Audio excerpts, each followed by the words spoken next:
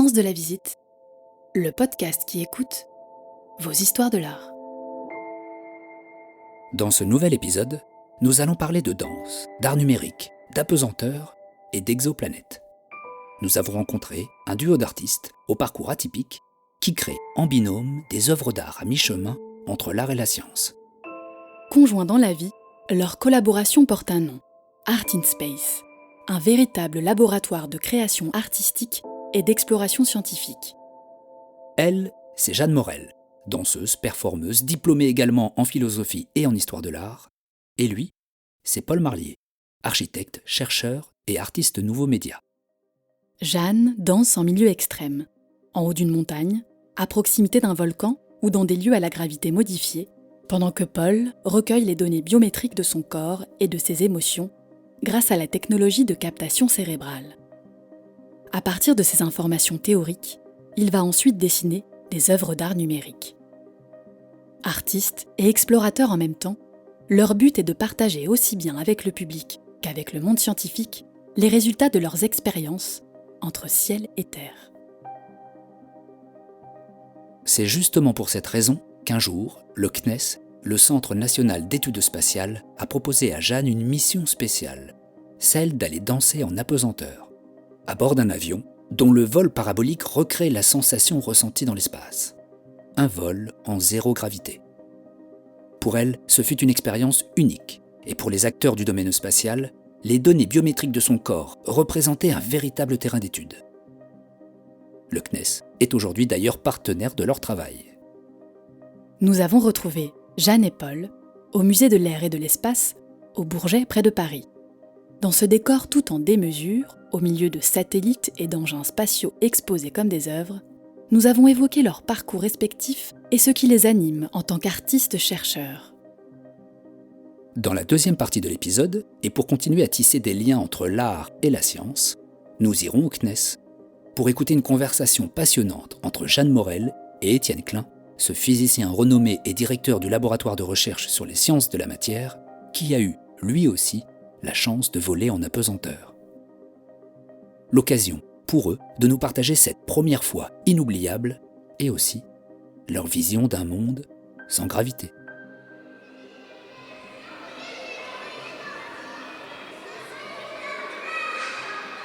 Ici, on est au musée de l'air et de l'espace. Et c'est vrai que nous, depuis 5 ans, on évolue notamment en apesanteur. On vole et on travaille avec des scientifiques et des astronautes dans un avion, qui est un laboratoire. Et dans cet avion, moi, je danse. Et Paul récolte les données biométriques, les données de mon corps, pour en faire des œuvres d'art. Alors ici, on est dans le musée qui lie cet air, cette légèreté de la danse peut-être, et puis l'espace dans lequel on évolue. Donc ici, c'est l'air et l'espace, comme il y a donc Jeanne et Paul, un couple, vous travaillez ensemble. Qu'est-ce que c'est de travailler et de collaborer ensemble ? Je crois qu'on a trouvé notre moitié, en fait, aussi bien dans l'art, dans la vie que dans l'espace. Ce qui m'intéressait beaucoup, c'est que Paul est artiste nouveaux médias et architecte, du coup, mais il arrive à donner à la danse, qui est très éphémère, une forme pérenne, une certaine noblesse. J'ai trouvé dans son travail une vraie complémentarité avec le mien. Le fait de pouvoir laisser la trace, l'empreinte du moment dansé et en faire une œuvre d'art. Paul, qu'est-ce que c'est ton parcours et qu'est-ce que tu fais maintenant ?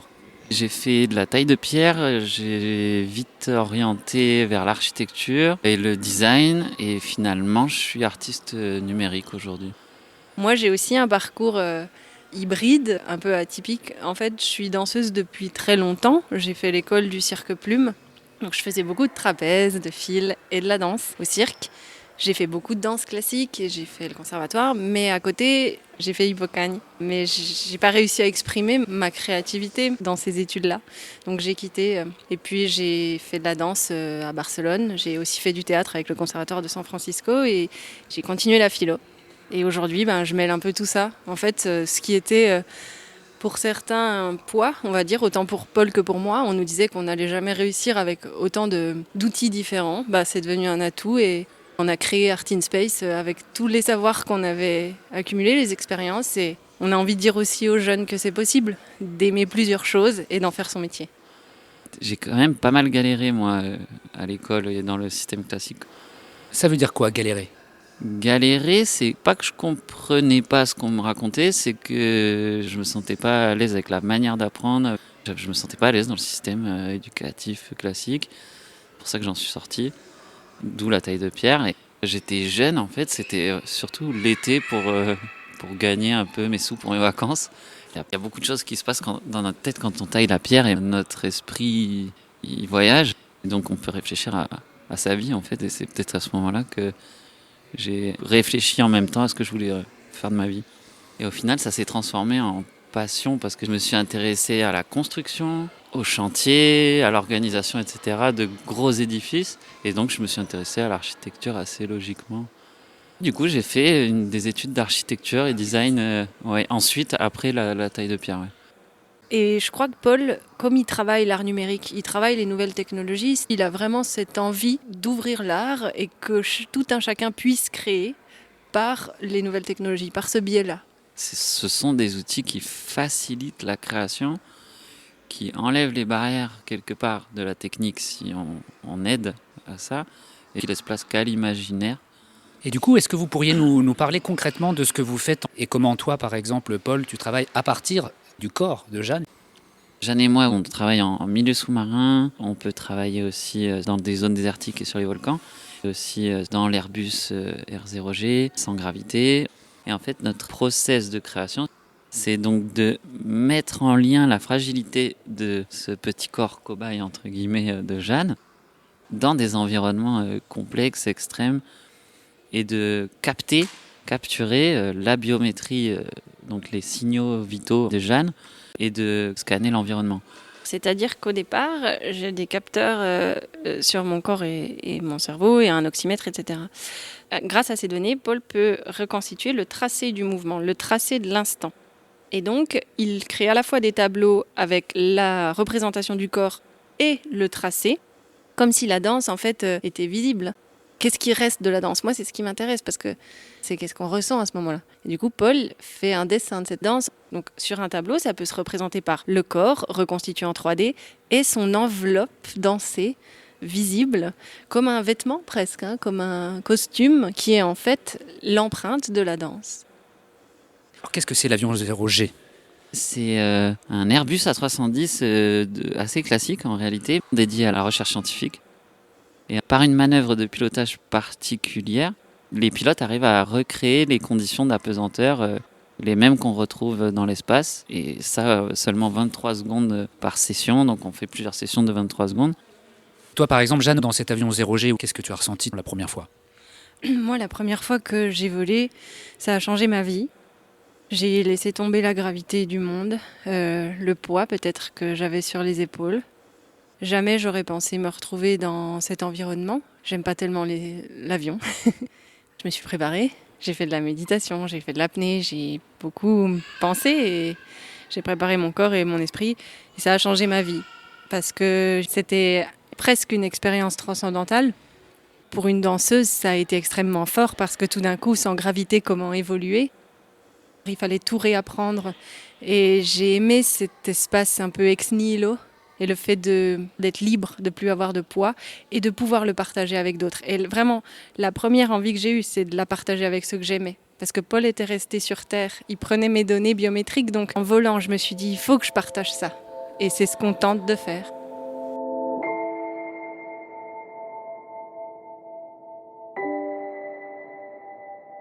Donc ça, c'est une partie plus concrète des tableaux que fait Paul, avec la reconstitution du corps. Ensuite, on aura une partie beaucoup plus abstraite, où là, il va utiliser uniquement ce champ de particules et il va faire des très grands formats, où les gens pourront se perdre devant l'empreinte de l'émotion. Ces œuvres-là, elles sont à la fois imprimées, comme un tableau figé, mais elles peuvent aussi être en mouvement. C'est des œuvres numériques. Et elles peuvent également être générées en temps réel par l'humain qui passe devant ce tableau et qui lui-même va porter un casque à son tour de captation cérébrale afin de lui-même voir l'empreinte de son émotion. On travaille aussi des formats un peu spéciaux qui nous semblent intéressants, toujours dans cette idée de transmission et de partage. On travaille donc des formats sphériques, adaptés à des dômes ou des planétariums, et pour permettre en fait à tout le public de vivre l'expérience ensemble. Et donc on a une année de résidence dans plusieurs planétariums en France, Cité des Sciences, Vaux-en-Velin et Nantes. Le fait de pouvoir danser sans gravité, sans oxygène, ou avec peu d'oxygène, ou dans des endroits où il fait très froid ou très chaud, ça permet de se connecter à l'essence du vivant et en même temps à sa fragilité. Et je crois que de cette fragilité peut naître une réelle force et une réelle poésie. Donc à la fois on parle du fait d'être fragile et de l'assumer finalement. Et la gravité, c'est quelque chose d'assez extraordinaire. Avant d'avoir volé, je n'avais pas pris conscience de la force de la gravité. La gravité, c'est celle qui nous empêche, qui nous retient, mais à la fois c'est celle qui nous laisse les pieds sur terre. Cette force-là, elle nous accompagne tous les jours et on peut s'y référer. Donc dans notre travail, on a voulu à la fois permettre aux gens, quand on fait des œuvres immersives, par exemple ce qu'on est en train de créer sous Dôme en planétarium, c'est une œuvre immersive pour offrir la légèreté à tous. Et moi, c'est ce que j'essaie de dire avec notre travail, c'est que c'est un ballet universel où il n'y a pas de premier danseur. Tout le monde a le droit de danser dans ce ballet-là.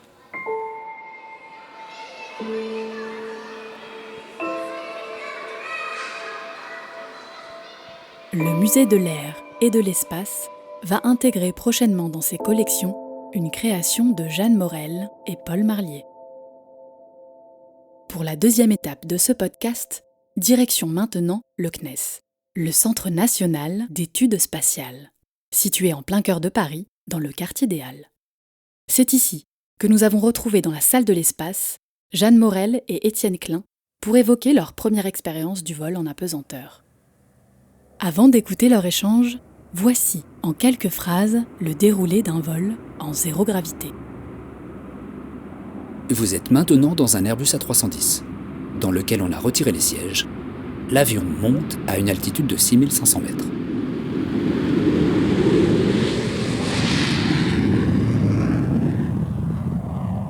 À ce moment précis, le pilote va tirer sur le manche de l'appareil pour l'incliner à 45 degrés. Dans une phase de montée brutale, vous subissez la première sensation marquante de ce vol, l'hypergravité. Vous pesez jusqu'à 1,8 fois votre poids. Le pilote ensuite diminue fortement la poussée des moteurs.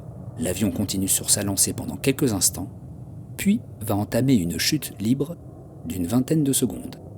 Et c'est pendant ce laps de temps que vous serez soumis cette fois-ci à la pesanteur, appelée aussi impesanteur ou microgravité. En un mot, vous flottez. Moi, j'ai découvert les créations de Jeanne Morel après mon expérience. Et ce que montre son travail, c'est qu'en fait, et j'espère ne pas être contredit par Jeanne, tous les mouvements en impesanteur ressemblent à des mouvements de danse.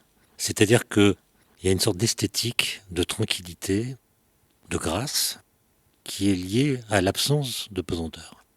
Et du coup, danser en plus dans un climat qui est déjà artistique, ça me semble être une sorte d'art qui se développe au carré de lui-même. C'est-à-dire qu'on élève au carré le fait d'être dans l'esthétique. Je crois qu'il y a un vrai état de grâce, en fait, en impesanteur. C'est que tout d'un coup, j'étais moi-même en train de danser, la première fois, et je me suis retournée et j'ai vu tous ces autres corps qui étaient, à mes yeux, également en train de danser. Il y avait vraiment une synergie à ce moment-là, un opéra presque. Donc oui, je crois qu'il y a un environnement artistique lié à l'absence de pesanteur, justement. Et oui, j'ai trouvé en tout cas que la grâce semblait décuplée. Il y a une grâce esthétique, et puis c'est des moments de grâce au sens où ils marquent la mémoire d'une façon quand même assez forte. Moi, je m'en souviens encore, hein. Et notamment le fait de comprendre ce qu'on ressent musculairement quand on est plus soumis à la gravité. C'est-à-dire quand on a une masse, mais on n'a plus de poids. Et les phases d'impesanteur qui durent 20 secondes m'ont renseigné là-dessus, sans beaucoup me surprendre. Ce qui m'a surpris plutôt, c'est les phases d'hypergravité, les phases de montée, où là j'ai découvert des phénomènes auxquels je ne m'attendais pas. Par exemple, l'expression « les bras m'en tombent » prend tout son sens. Le fait de faire une gymnastique même élémentaire ressemble à un sport très intense. Et même le fait de chanter, j'ai essayé, hein, c'est un sport. Quand il faut remonter la mâchoire dans les phases d'hypergravité, c'est vraiment une prouesse physique. Le langage est difficile en réalité en hypergravité, le fait de parler, d'articuler et le fait de danser également. Mais dans cette difficulté, dans cette contrainte, on trouve aussi l'essence de la danse. Parce que nos muscles sont beaucoup plus présents, nos mouvements sont beaucoup plus complets. Et moi, j'ai aussi beaucoup apprécié cette hypergravité à laquelle je ne m'étais pas du tout préparée. Je dirais même que la gravitation nous rend violents. C'est-à-dire que dans les premières phases de descente, on a des gestes qui ressemblent aux gestes qu'on a d'ordinaire. Et du coup, on est propulsé sur la carlingue, on fait des saltos qui se passent mal, on cogne de partout, parce qu'on est habitué à la pesanteur. Et quand on est en impesanteur, il faut apprendre justement les effets du principe d'inertie, à savoir qu'une petite pichenette vous propulse de l'autre côté à vitesse constante en ligne droite. Et ça demande une certaine habitude qui vient vite. Moi, j'ai trouvé qu'en trois phases, on a compris, mais au début, on est encore imprégné de gravitation. Et on a des gestes maladroits. Je ne sais pas ce qu'en pense Jeanne, mais je regrette que les chutes soient si courtes. 20 secondes, c'est vraiment court. Je sais bien que si elles duraient plus longtemps, on s'écraserait sur le sol. Donc c'est pas du tout une proposition que je fais. Mais voilà. Moi, je rêve d'une journée en apesanteur. Voilà. Pas 6 mois. Je suis pas Thomas Pesquet, mais une journée.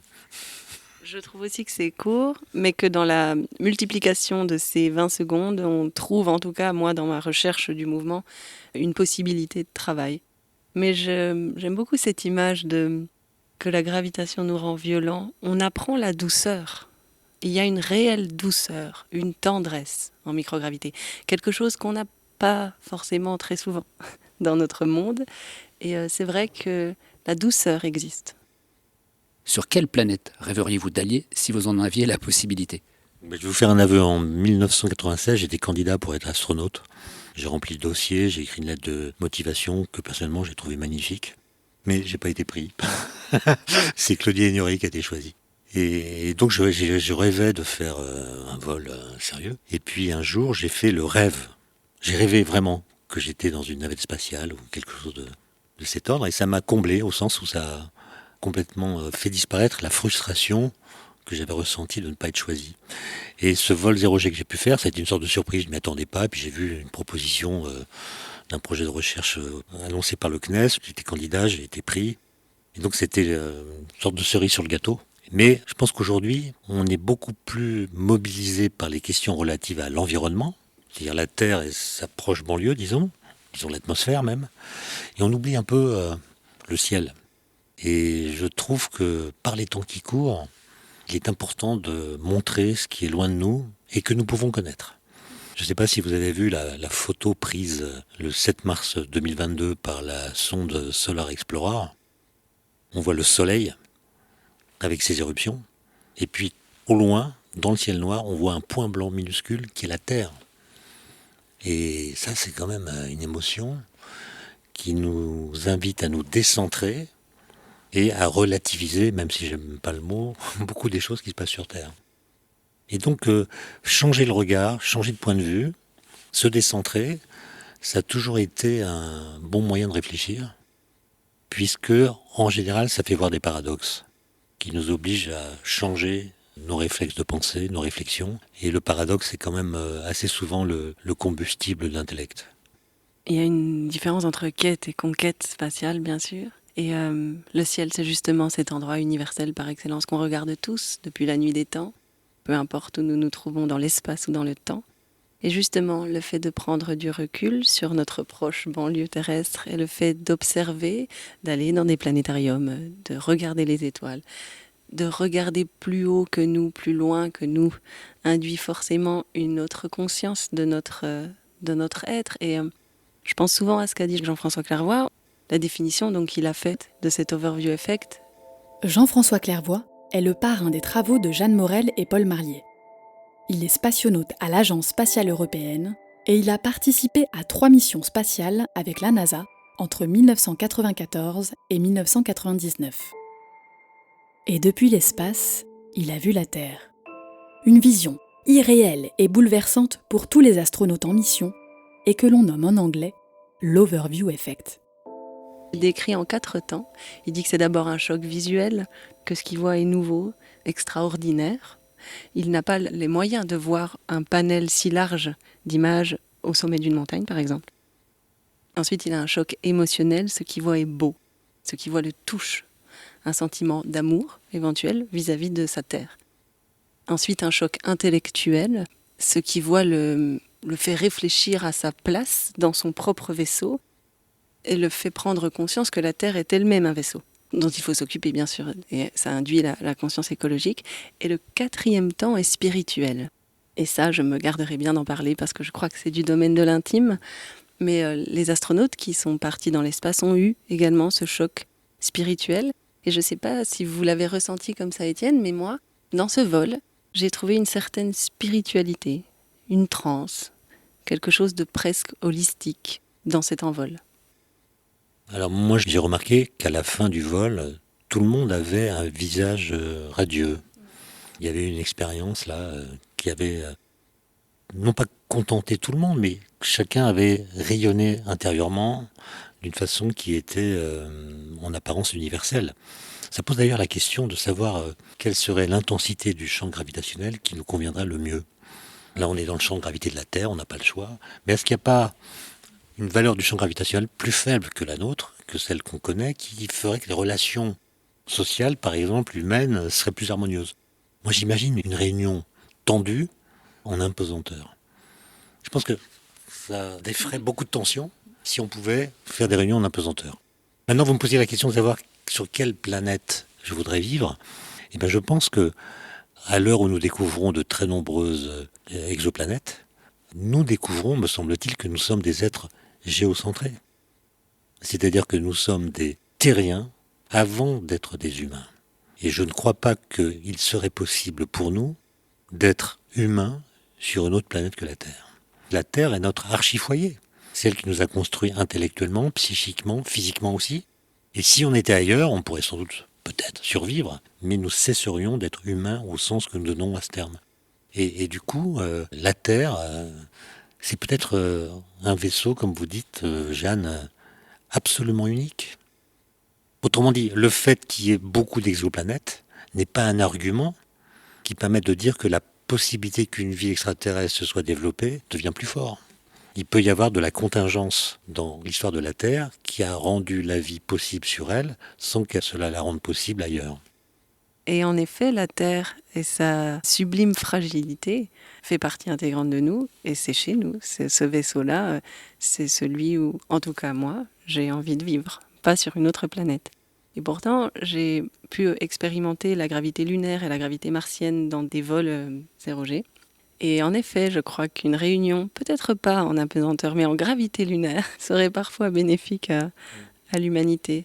On revient à cette idée de tendresse entre les corps aussi. On ne peut pas vraiment être violent en apesanteur ou en gravité lunaire, parce que la réelle violence induite par le champ gravitationnel n'existe plus de la même manière que sur la Terre. Mais au-delà de ça, je crois que oui, ce vaisseau est le nôtre, et il faut quand même qu'on ait conscience de la chance et de la magie de la vie. Sans que ce soit intime, mais si tous les deux vous pouviez donner un ticket pour aller faire un vol 0G à quelqu'un, quelle serait cette personne? Laissez-moi réfléchir. Bien sûr. J'ai un ami dépressif. Et ce serait intéressant de voir si une telle expérience, reproduite 30 ou 40 fois, finirait par produire une forme de détachement par rapport à un écrasement psychique qui vient le coloniser presque tous les jours. Une sorte de pas de côté qui correspond à une forme de révélation et qui lui permettrait peut-être, alors même qu'il est en chute libre, d'éprouver ce que j'appelle un psychisme ascensionnel, en reprenant une expression de Bachelard. Moi j'ai trouvé ça très bizarre. Le fait de tomber rend notre psychisme ascensionnel. Voilà, on est élevé par le fait qu'on tombe. Moi j'ai été, grandi, élevé par cette expérience. La chute nous élève finalement. Moi je crois que... Alors quand j'ai volé, j'ai pensé à ma mère, qui est quelqu'un qui a beaucoup souffert. Et c'est vrai que je me suis dit, tiens, j'aimerais bien que tu vives ça. Et en réalité, aujourd'hui, je l'offrirai à un ami aussi, qui est lui handicapé physique et qui aimerait beaucoup danser, qui est acteur. Et je ne sais pas si ça lui permettrait de connaître la danse, mais peut-être cette expérience pourrait libérer son corps, qu'il voit un peu comme une prison. Oui, je crois que j'offrirai ce ticket à cet ami-là.